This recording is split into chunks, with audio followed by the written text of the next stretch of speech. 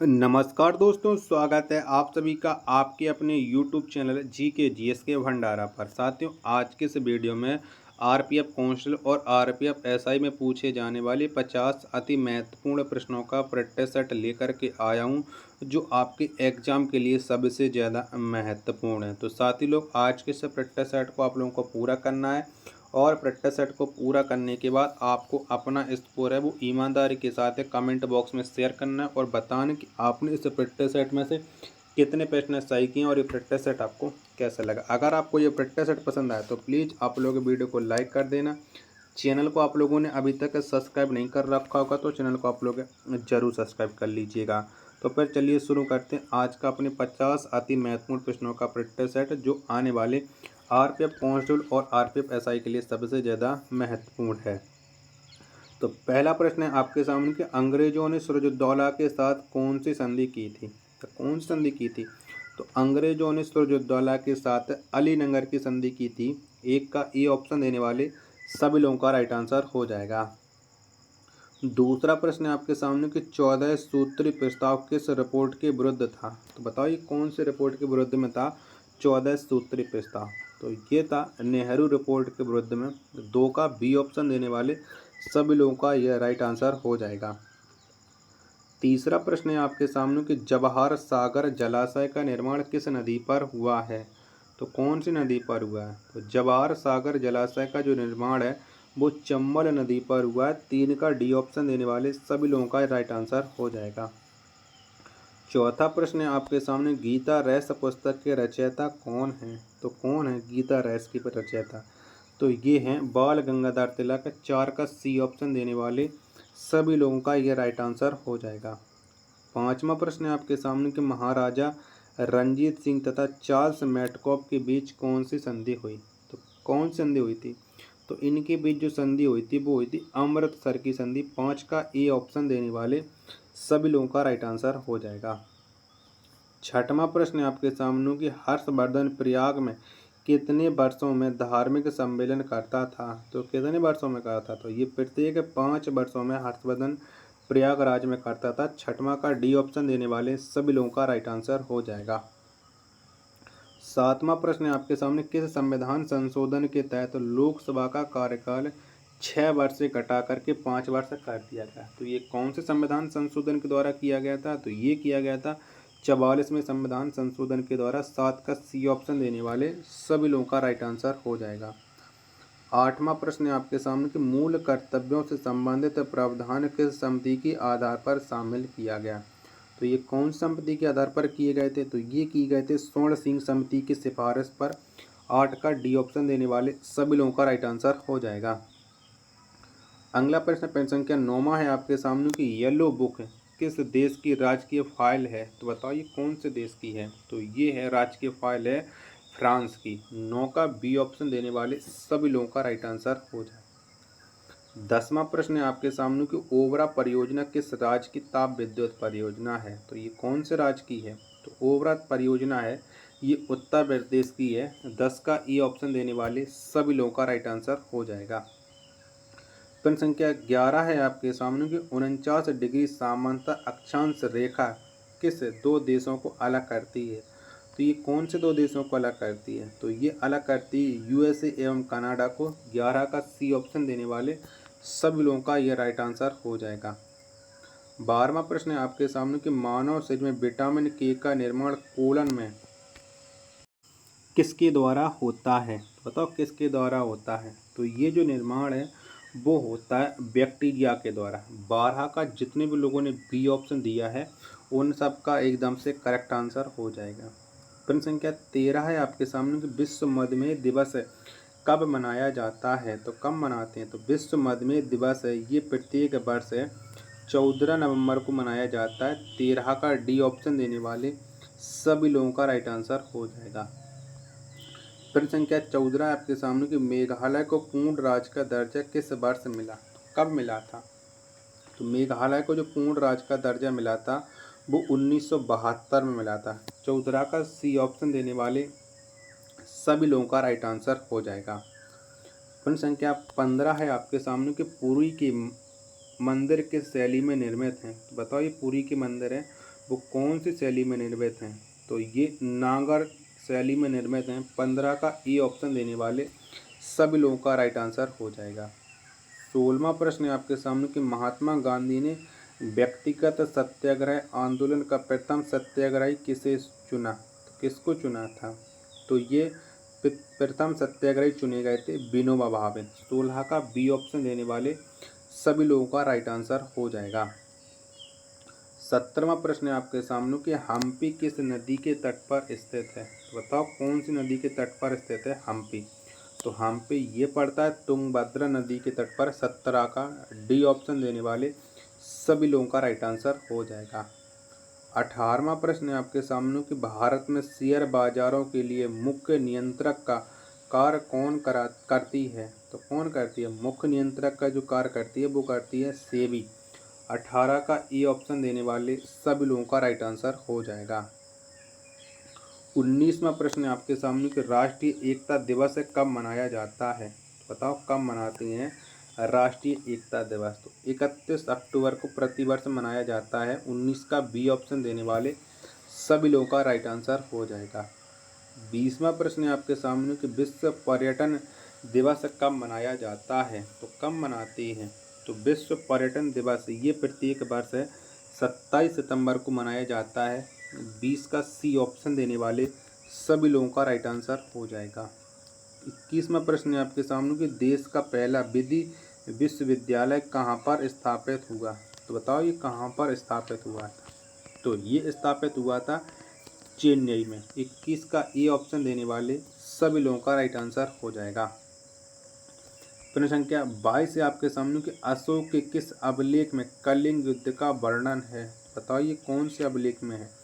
तो अशोक के 13वें अभिलेख में कलिंग युद्ध का वर्णन किया गया। 22 का डी ऑप्शन देने वाले सभी लोगों का राइट आंसर हो जाएगा। 23वां प्रश्न है आपके सामने कि दिल्ली सल्तनत का अंतिम शासक कौन था? तो कौन था? तो इब्राहिम लोदी ये दिल्ली सल्तनत का अंतिम शासक था। 23 का सी ऑप्शन देने वाले सभी लोगों का राइट आंसर हो जाएगा। 24वां प्रश्न है आपके सामने कि बिना अपील बिना वकील बिना दलील का कानून किसे कहा गया? तो ये किसको कहा गया? तो ये कहा गया रॉलेट एक्ट को। 24 का डी ऑप्शन देने वाले सभी लोगों का राइट आंसर हो जाएगा। प्रश्न संख्या 25 है आपके सामने कि तानसेन का मकबरा कहाँ पर स्थित है? तो कहाँ पर बना हुआ है तानसेन का मकबरा? ये आप लोगों को बताना है। 2 ऑप्शन ये देख लीजिएगा, 2 ऑप्शन अभी आपको और दिखा रहा हूँ। बाकी के 2 ऑप्शन ये रहे। तो बताओ तानसेन का मकबरा तो ये पड़ता है ग्वालियर में तानसेन का मकबरा। 25 का डी ऑप्शन देने वाले सभी लोगों का राइट आंसर हो जाएगा। 26वां प्रश्न है आपके सामने कि करीबा बांध किस नदी पर स्थित है? बताओ ये कहाँ पर पड़ता है करीबा बांध? तो ये पड़ता है जेम्बेजी नदी पर। 26 का ए ऑप्शन देने वाले सभी लोगों का राइट आंसर हो जाएगा। 27वां प्रश्न है आपके सामने कि संगीत नाटक अकादमी की स्थापना किस वर्ष हुई? बताओ कब हुई?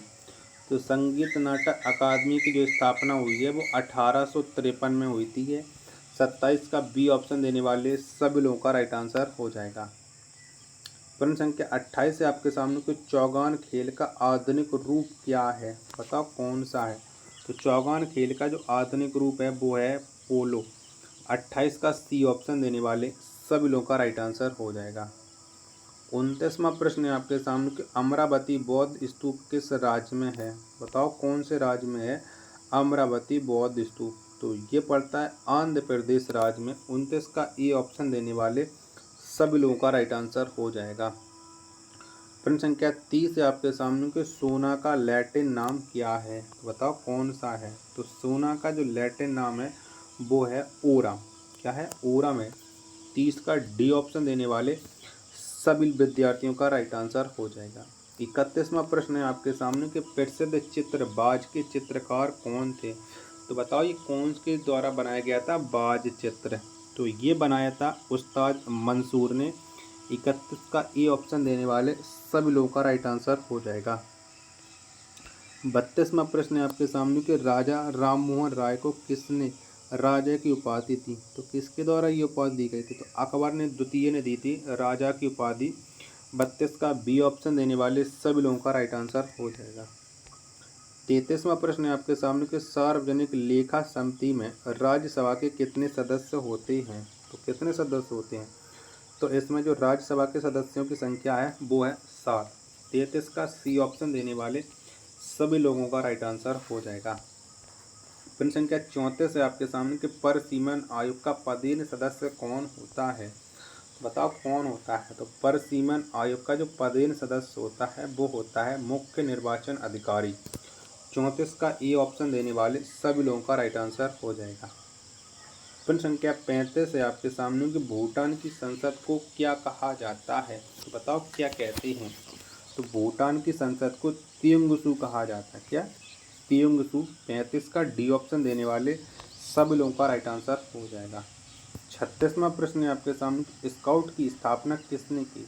तो बताओ किसके द्वारा ये स्काउट की स्थापना हुई थी। तो बेडन पावेल ने की थी। 36 का सी ऑप्शन देने वाले सभी लोगों का राइट आंसर हो जाएगा। 37वां प्रश्न है आपके सामने कि वेदों की ओर लौटो किसने कहा। तो बताइए किसके द्वारा कहा गया था कि वेदों की ओर लौटो। तो ये दयानंद सरस्वती ने कहा था कि वेदों की ओर लौटो। 37 का बी ऑप्शन देने वाले सभी लोगों का राइट आंसर हो जाएगा। 38वां प्रश्न है आपके सामने कि अखिल भारतीय आयुर्विज्ञान संस्थान कहाँ है। तो कहाँ पर है। तो ये है नई दिल्ली में। 38 का ए ऑप्शन देने वाले सभी लोगों का राइट आंसर हो जाएगा। प्रश्न संख्या 39 से आपके सामने कि लैब्राडोर जलधारा किस राज्य में है। सॉरी, किस महासागर में है लैब्राडोर जलधारा। तो ये पड़ती है अटलांटिक महासागर में लैब्राडोर जलधारा। 39 का सी ऑप्शन देने वाले सभी लोगों का राइट आंसर हो जाएगा। तो साथियों, अगर आपको ये वीडियो पसंद आई हो तो प्लीज़ आप लोग वीडियो को लाइक कर देना। चैनल को आप लोगों ने अभी तक सब्सक्राइब नहीं कर रखा हो तो प्लीज़ साथ ही आप लोग चैनल को जरूर सब्सक्राइब कर लीजिए, क्योंकि आप लोग बिल्कुल भी सपोर्ट नहीं कर रहा। आपके लिए मैं कितनी मेहनत कर रहा हूँ फिर भी आप लोग सपोर्ट नहीं कर रहे हो। अभी 11 प्रश्न शेष रहेंगे तो आपको 11 प्रश्न और करके जाना है। चलिएगा, अगला प्रश्न है आपके सामने कि भारतीय वन सर्वेक्षण विभाग का मुख्यालय कहाँ है। तो कहाँ पर है। तो भारतीय वन सर्वेक्षण विभाग का जो मुख्यालय है वो देहरादून में है। एक का आंसर बी इसका राइट आंसर हो जाएगा। ब्लैक हिल पहाड़ियाँ किस देश में हैं। तो कौन से देश में। तो ये हैं यूएसए में ब्लैक हिल पहाड़ियाँ। ए ऑप्शन देने वाले सभी लोगों का राइट आंसर हो जाएगा। तीसरा प्रश्न है आपके सामने कि हरे पौधों में प्रकाश संश्लेषण की इकाई कहलाती है। तो बताओ क्या कहलाती है। तो ये कहलाती है क्वांटोसेम। 3 का डी ऑप्शन देने वाले सभी लोगों का राइट आंसर हो जाएगा। चौथा प्रश्न है आपके सामने कि मानव शरीर में रक्त से अवांछनीय पदार्थों को कौन पृथक करता है। तो बताओ कि इसके द्वारा ये अवांछनीय पदार्थों को पृथक किया जाता है। तो ये करता है विक्र। 4 का सी ऑप्शन देने वाले सभी लोगों का राइट आंसर हो जाएगा। प्रश्न संख्या 5 है आपके सामने कि पिच ब्लेंड से कौन सा रेडियो एक्टिव तत्व प्राप्त होता है। बताओ कौन सा प्राप्त होता है। तो ये प्राप्त होता है यूरेनियम। 5 का जितने भी लोगों ने डी ऑप्शन दिया है उन सबका ये राइट आंसर हो जाएगा। छठवां प्रश्न है आपके सामने कि विश्व साक्षरता दिवस कब मनाया जाता है। तो बताओ कब मनाते हैं विश्व साक्षरता दिवस। तो प्रत्येक वर्ष 8 सितंबर को विश्व साक्षरता दिवस मनाया जाता है। ए ऑप्शन देने वाले सभी लोगों का राइट आंसर हो जाएगा। 7वां प्रश्न है आपके सामने कि मगध का प्रथम राजवंश कौन था। तो बताओ कौन था। तो मगध का जो प्रथम राजवंश था वो था हर्यक वंश। 7 का ए ऑप्शन देने वाले सभी लोगों का राइट आंसर हो जाएगा। प्रश्न संख्या 8 है आपके सामने कि आगरा के लाल किले में मोती मस्जिद को किनके द्वारा बनवाया गया। तो किसने बनवाया था। आगरा के लाल किले में मोती मस्जिद को शाहजहां ने बनवाया था। 8 का सी ऑप्शन देने वाले सभी लोगों का राइट आंसर हो जाएगा। प्रश्न संख्या 9 है आपके सामने कि इंडियन मिरर पत्र के संस्थापक कौन थे या संपादक कौन थे। तो इंडियन मिरर के जो संपादक थे वो थे केशव चंद्र सेन। 9 का बी ऑप्शन देने वाले सभी लोगों का राइट आंसर हो जाएगा।